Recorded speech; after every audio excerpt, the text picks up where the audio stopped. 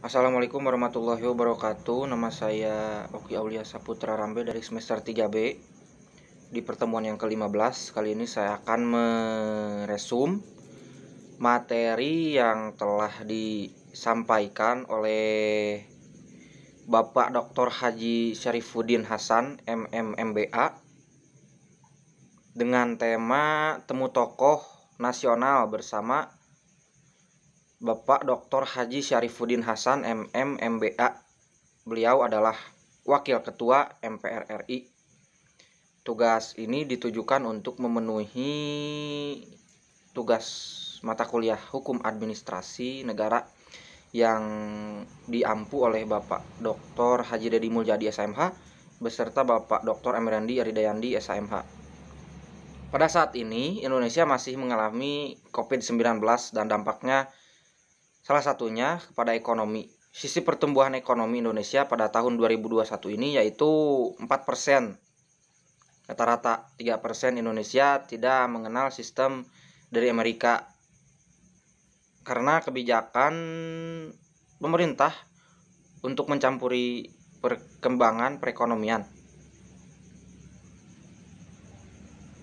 Ekonomi umum yaitu semua patut mendapat perhatian dari Indonesia. Bapak SBY mengatakan ada 4 pilar ekonomi, yaitu yang pertama pertumbuhan yang sifatnya menyentuh ke semua pihak. Tidak ada yang tertinggal dalam ekonomi. Yang kedua, ekonomi yang berpihak kepada pengangguran, harus bisa mendorong tenaga kerja, membuka lowongan kerja.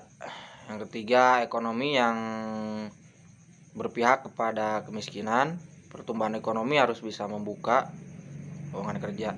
Yang keempat, ekonomi yang mengutamakan kepada semua lapisan, tidak terkecuali. Lalu beliau mengatakan pertumbuhan infrastruktur bisa membuat perkembangan kepentingan masa depan anak kita. Itu yang terpenting, kepentingan rakyat yang paling utama. Lalu beliau memberikan definisi parliamentary threshold adalah ambang batas perolehan suatu minimal partai politik dalam pemilihan untuk diikutkan dalam penentuan perolehan kursi di dalam perwakilan rakyat dan Dewan Perwakilan Rakyat Daerah. Lalu kemudian ada presiden threshold, yaitu batas ambang yang harus dicapai partai tertentu untuk masuk kepada DPR RI. Misalnya Partai Demokrat dalam pemilu ada suara secara nasional.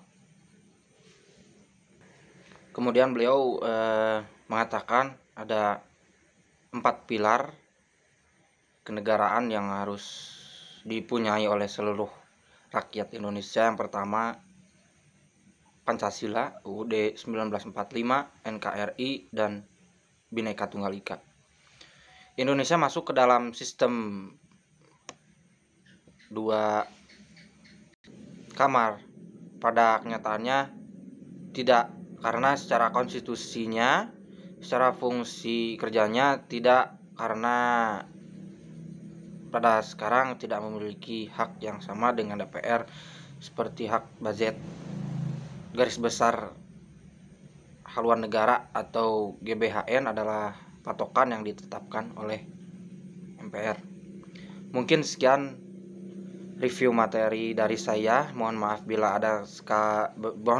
ada kesalahan dan kekurangan dan kehilafan. Billahi taufiq wal hidayah. Wassalamualaikum warahmatullahi wabarakatuh.